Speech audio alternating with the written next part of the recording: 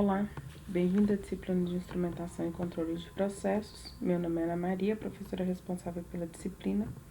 E nessa aula, nós abordaremos alguns aspectos do comportamento dinâmico de sistemas de ordem superior que são relevantes para o controle de processos. A primeira coisa que nós precisamos compreender é que os sistemas de ordem superior a 2, eles não são incomuns em processos industriais. E, em geral, esse tipo de comportamento ele é resultante de uma série de especificidades dos sistemas. Por exemplo, eu posso ter N processos de primeira ordem em série, e isso caracteriza um sistema de ordem superior. É importante que a gente, aqui nesse aspecto especificamente, deixe claro que nós temos uma resposta sobreamortecida, que em geral ela é bem lenta, e quanto mais sistemas em série eu tiver, mais lenta será essa resposta, assim como se eu tiver sistemas com interação entre eles, eu também terei uma resposta aí mais lenta. Eu também tenho processos que têm como característica o tempo morto, e isso gera aí um comportamento de um sistema de ordem superior, e eu tenho também processos com resposta inversa. Os dois últimos aspectos nós abordaremos com um pouco mais de detalhes a seguir. A primeira coisa que nós vamos identificar aqui é a questão de polos e zeros, tá? Então, nós colocamos aqui, definimos uma função de transferência de ordem n, onde eu tenho um polinômio no denominador com exponente, o expoente n, ok? E eu tenho um polinômio no numerador com expoente m. Nesse caso, eu reescrevi essas equações para que elas ficassem explícitas na forma de zeros e polos da minha função de transferência. Nesse caso, os zeros, eles são as raízes do numerador e os polos, as raízes do denominador. Em relação ao significado físico, ao que ele traz de característica desse sistema, os polos eles estão relacionados com a estabilidade, enquanto os zeros eles estão relacionados a efeitos nos coeficientes de resposta, se eu vou ter a resposta inversa ou o overshoot em um determinado sistema. Nós vamos considerar aqui esse sistema dinâmico de ordem superior, onde eu tenho um ganho no numerador, e aí eu tenho um S, um polinômio de primeira ordem, um polinômio de segunda ordem e um polinômio também de segunda ordem aí com um tal 3, onde eu tenho um xi entre 0 e 1, então eu tenho aí raízes complexas para esse polinômio aí com um tal 3. A resposta para esse sistema dinâmico a uma perturbação, ela é essa função g vezes o u, que é a perturbação que eu vou aplicar no meu sistema, a variação de entrada que eu vou ter aí no meu processo. Eu posso expandir essa resposta da seguinte maneira: um termo em S, um termo tal 1, S mais 1, o tal 2, já que eu tenho aqui raízes iguais, então tal 2S mais 1 e tal 2S mais 1 ao quadrado, e um terceiro aqui, onde eu tenho o polinômio com tal 3. Esse sistema, ele vai me gerar 6 polos. Eu tenho, então, o polo 0, menos 1 sobre tal 1, menos 1 sobre tal 2, aqui, S3 e S4, porque eles são iguais. E eu tenho aqui polos complexos vindos daquele último termo, mais os termos devidos à entrada. Notem que cada um desses polos, eles têm características diferentes. Eles acrescentam ao meu processo um termo na resposta temporal diferente, onde os termos aqui que são reais, eles acrescentam termos exponenciais ao meu problema, mas em contrapartida, os termos que têm a parte complexa, eles acrescentam o termo de seno e cosseno, o que significa oscilações no meu sistema. Então, isso é muito comum para sistemas de ordem superior, onde eu tenho aí polos complexos. no meu sistema, essa oscilação. E cada vez com um número maior de polos complexos, mais complexo será esse comportamento. O lugar das raízes é um gráfico onde eu posso plotar esses polos do sistema para compreender como eles vão afetar na estabilidade do meu processo. Nesse caso, aqui eu tenho no eixo Y o eixo do número imaginário e eu tenho no eixo X o eixo da parte real desse número. Então, aqui eu tenho as raízes de menos tal 1 e menos tal 2, que eu encontrei, e aqui eu tenho as raízes complexas conjugadas, que tem parte real, mas também tem parte imaginária, tá? Parte real e parte imaginária aqui no meu processo. Nisso, eu preciso ponderar o seguinte: para que um sistema ele seja estável, as raízes elas precisam estar localizadas na parte esquerda do plano imaginário real. Então, como esse sistema aqui ele tem está todo localizado na parte esquerda desse plano, isso significa que o meu sistema é estável. Como a gente analisa a função de transferência, e se a gente lembrar de uma função de transferência da malha fechada, a função do controlador, ela afeta nessa função de transferência, eu posso desenhar esse lugar das raízes, e nós veremos isso posteriormente. Eu posso modificar o ganho do meu controlador para verificar até quando eu posso aumentar esse ganho para que eu torne o meu sistema estável ou instável. Então, o lugar das raízes ele me permite justamente visualizar como é que um ganho de um controlador pode, por exemplo, afetar na estabilidade do meu sistema. O que ao aumentar esse ganho, o que ocorre com os polos do meu sistema? Qual é a tendência do movimento desses polos? É se direcionar para o plano direito ou é se manter no plano esquerdo aí do meu eixo imaginário real?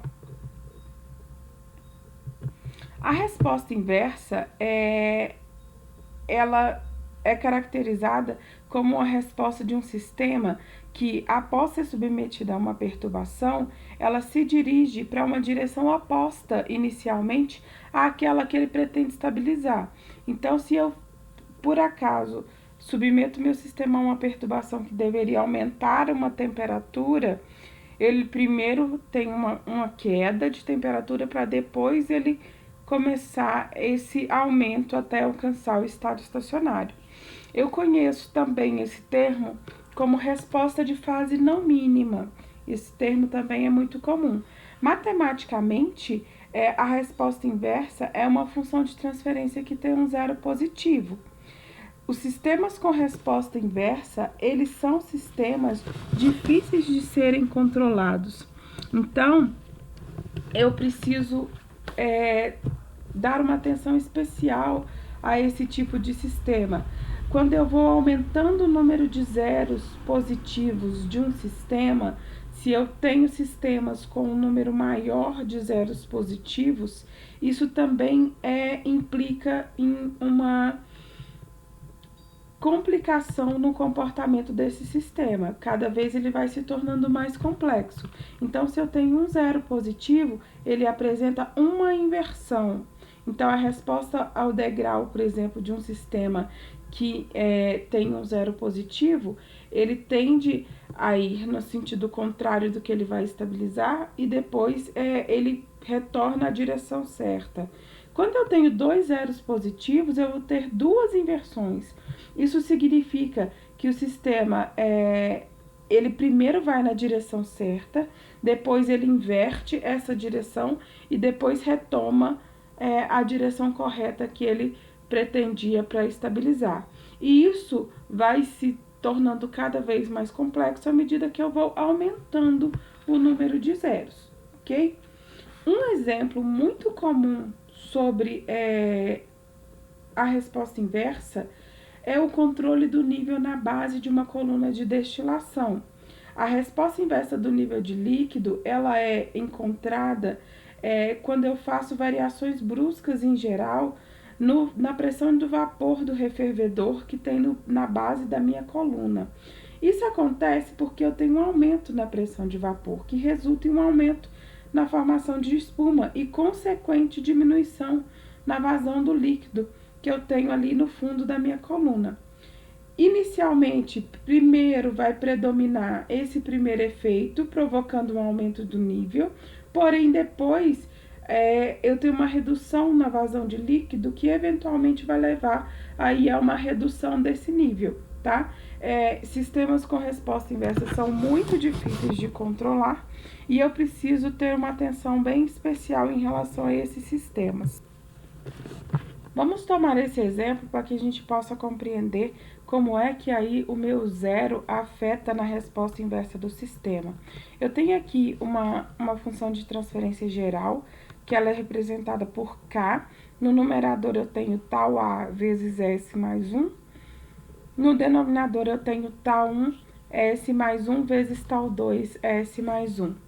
Isso, submetido a uma perturbação degrau de amplitude M, vai me resultar nesta função de transferência que eu tenho no meu sistema. Expandindo isso em frações parciais, eu consigo definir as constantes α1, α2 e α3, certo? E elas são funções dos parâmetros K, M, tal1, tal A e tal2 do meu processo.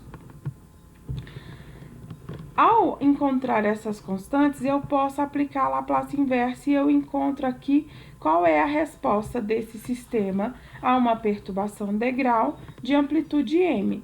Quando o tempo tende a infinito para estabilizar, esse termo ele será km. Então, o sistema vai sempre estabilizar em km. O que vai diferir isso são os valores que eu vou aplicar aqui. Se eu considerar, por exemplo, tal 2 igual a 1 e tal 1 igual a 4, eu vou variar os valores que eu tenho de tal A, que é esse termo que estava no numerador da minha função de transferência, para verificar como é que isso afeta na resposta do meu sistema. Note que quanto menor o meu tal A, mais eu tenho a presença aí do que a gente chama de resposta inversa. Então, quando eu tenho valores negativos, ou seja, um zero positivo, eu passo a ter a resposta inversa desse meu sistema, e quanto maior esse número negativo, maior essa resposta inversa. O contrário também vai ocorrer. Quando eu tenho números maiores de tal A, tá? Números positivos, eu tenho um polo, eu tenho um zero negativo, que não caracteriza a resposta inversa, mas ele faz com que esse sistema comece a ter o que a gente chama de overshoot, que é um aumento muito brusco para depois essa redução e alcançar o estado estacionário. Na prática, dois sistemas de primeira ordem atuando em paralelo, eles podem apresentar uma resposta inversa desde que eu tenha essa condição para a existência de resposta inversa atendido aí do meu processo.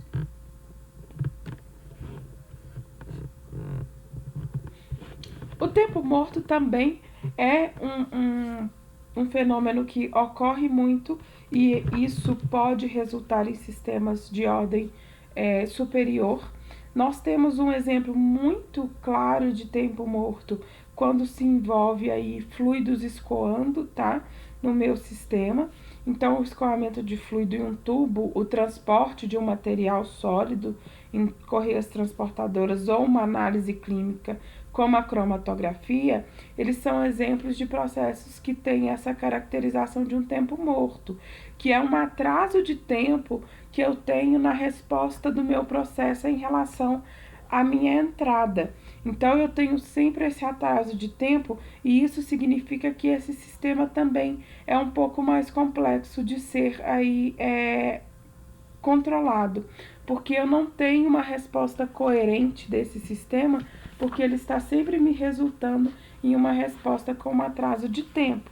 Então, aqui eu tenho, por exemplo, alguma propriedade no fluido 1, que eu faço uma modificação, e essa propriedade ela só vai ter um efeito realmente depois de um tempo, tá? No meu processo.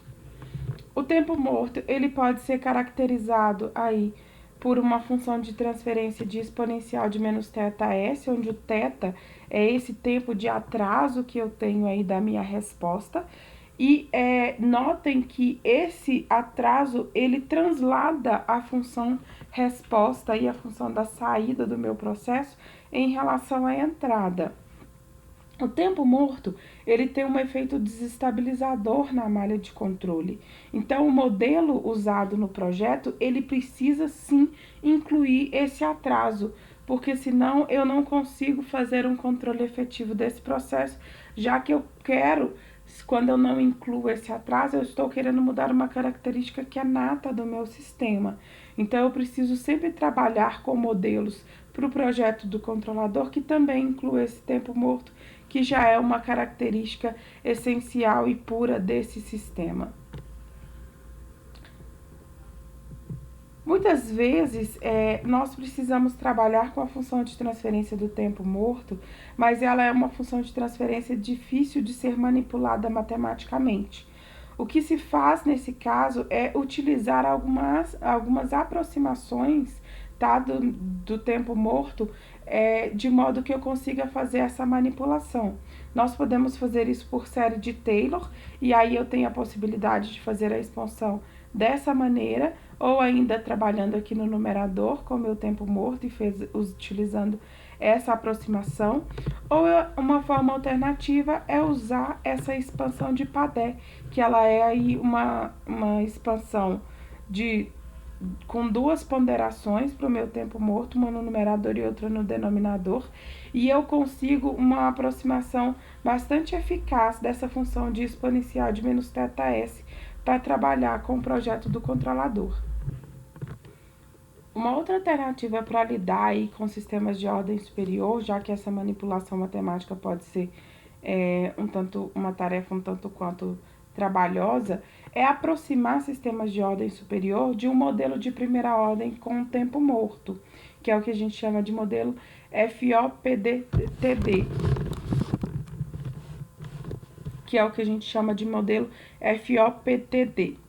Esse modelo, ele propõe a seguinte sistemática: eu vou reter a constante de tempo dominante, ou seja, a maior constante de tempo desse sistema, e a segunda maior constante de tempo, ela é desprezada, de modo que o seu efeito, ele é somado ao tempo morto do sistema e a outra metade somado à constante de tempo do meu sistema. Então, a segunda constante, ela vai ser ponderada aí nos dois pontos da minha função de transferência. As demais constantes de tempo, que são menores, elas também vão ser desprezadas e vão ser somadas ao tempo morto do meu sistema. Então, aqui para a gente entender bem como é que isso é feito, eu tenho uma função aqui de terceira ordem, onde eu tenho as constantes 5, 3 e 0,5, e eu ainda tenho uma constante aqui em cima de 0,1. Esse sistema, ele pode ser aproximado de um sistema de primeira ordem com tempo morto da seguinte maneira: eu vou reter a constante de tempo 5, então eu retenho essa função de transferência. A constante de tempo 3 eu posso aproximar de uma exponencial, assim como a constante de tempo 0,5 e a constante de tempo 0,1. Eu posso fazer isso dessa forma, tá? Sem considerar essas metades, apenas mantendo a constante de tempo predominante e somando todas as outras como tempo morto, ou eu posso trabalhar com a regra das metades, onde a segunda constante de tempo, ela será aproximada de forma que metade dela vai ponderar a constante de tempo predominante e a outra metade vai ponderar o tempo morto do meu sistema. Nesse caso, então, eu teria uma constante de tempo de 5, que é a dominante, mais 3 meios, e eu teria um tempo morto de 3 meios, mais as outras duas constantes de tempo com valores menores. Então, eu teria 3 meios mais 0,5 mais 0,1. Essa seria a função de transferência que aproxima aquele sistema de um sistema de primeira ordem com tempo morto. Ao fazer as simulações, aqui nós temos, então, a série de Taylor, onde eu tenho o somatório das constantes de menor valor como tempo morto, mantendo apenas a constante de maior valor. E eu tenho aqui a regra de Scogestá, que é uma aproximação muito mais fiel do sistema real aí que nós temos nesse caso. Vejam que a principal diferença fica realmente a cargo do termo inicial aqui, que é a parte do tempo morto do meu sistema.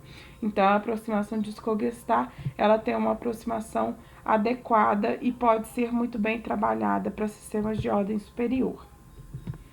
Eu finalizo aqui essa aula. Obrigada e bons estudos!